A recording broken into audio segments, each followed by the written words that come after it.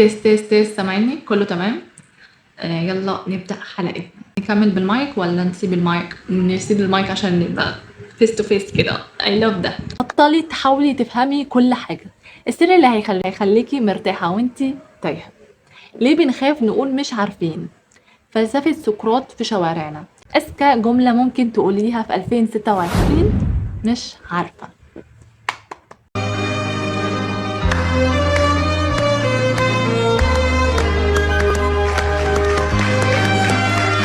عمرك حسيتي قبل كده ان في ناس عامله نفسها فاهمه او معاها كتالوج الحياه الا انتي؟ ويصور لك الموضوع ده بقى ان الكل عارف هو عايز ايه، والكل شاطر في كل حاجه، وانتي واقفه في النص حاسه انك مشتته ومش فاهمه نفسك ولا فاهمه الدنيا دي رايحه فين ولا جايه منين، وانا فين وانت فين.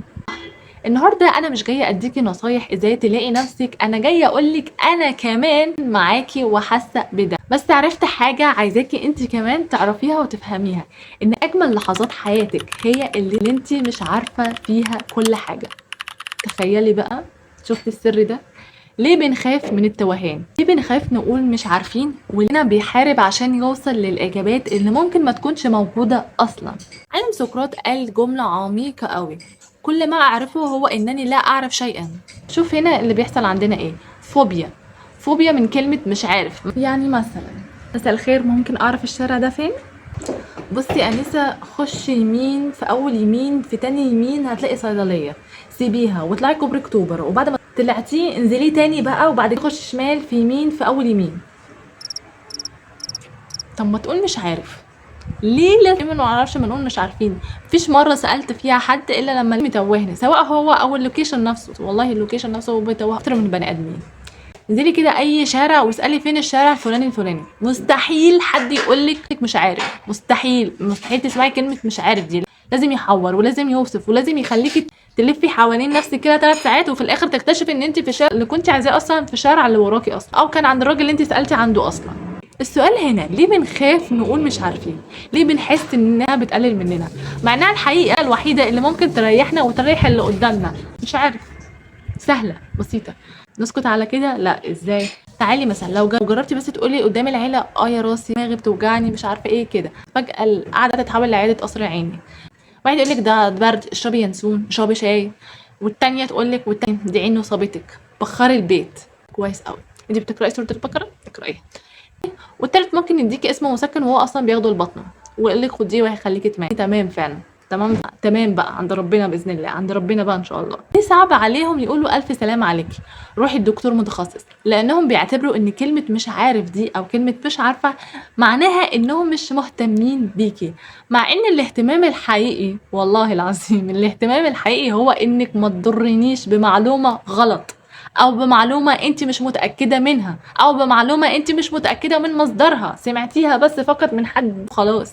نيجي في اخر موقف، وهو المحلل الاقتصادي في المواصلات، تاكسي، في اوبر. افتحي كده سيره الاسعار او الدولار او اي حاجه في المستقبل، وتلاقي بقى السواق او الشخص اللي معاكي بقى وزير ماليه فجاه.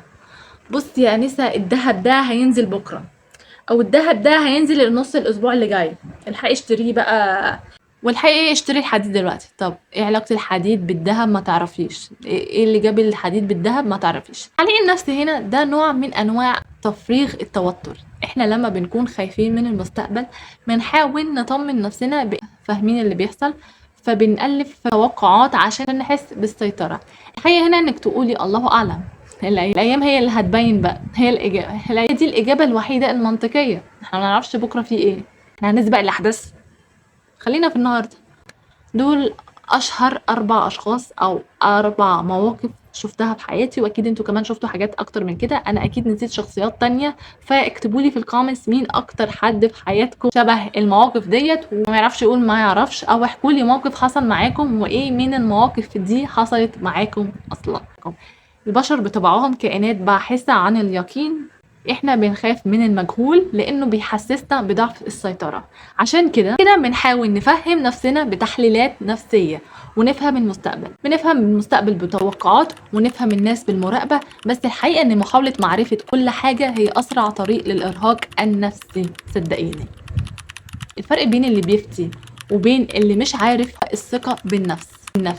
الشخص المهزوز خاف تبان ثغراته فبيحاول يملاها بأي كلام عشان يفضل مسيطر على الوضع. لكن الشخص اللي واثق اللي زيه وزيك كده عارف قيمته كويس قوي. لما بقول مش عارفة أنا مش بقول إني جاهلة، أنا بقول إني أمينة، أنا بحترم وقتك وبحترم عقلي ومش مستعدة أضيع مجهودك في سكة غلط عشان بس أبهرك بمعلومة مش عندي. أقولك على مميزات كلمة مش عارف في 2026. تعالي نعد مع بعض الفوائد الصحية لكلمة. أولا قولي مش عارفة، عقلك بيبطل يحاول يخترع سيناريوهات كتيرة وبيهدى شوية.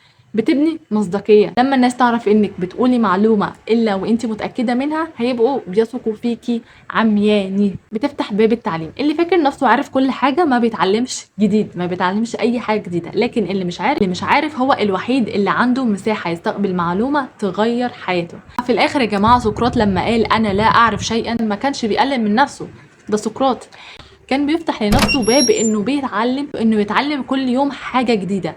ما تخليش خوفك من شكلك قدام الناس يخليك تتوهيهم وتتوهي نفسك معاهم. ما فاتش الاوان اننا نعتمد مش عارف كاجابة نموذجية ومحترمة وفي قمة الثقة. صدقيني اننا نبطل نحور على نفسنا وعلى الناس. جربي النهارده في اي موقف تقولي مش عارفة، بس هعرف واقولك، وشوفي احساس بالراحة اللي هيجيلك في ساعتها على طول. يا رب الفيديو ده يكون طبطب على قلبكم ولمس حاجة في قلبكم وضحككم شوية. أنا مش عارفة هي بداية الحكمة فما تخافوش منها، واللايك الجميل بتاعكم هو اللي بيخليني أستمر. أشوفكم في الحلقة اللي جاية.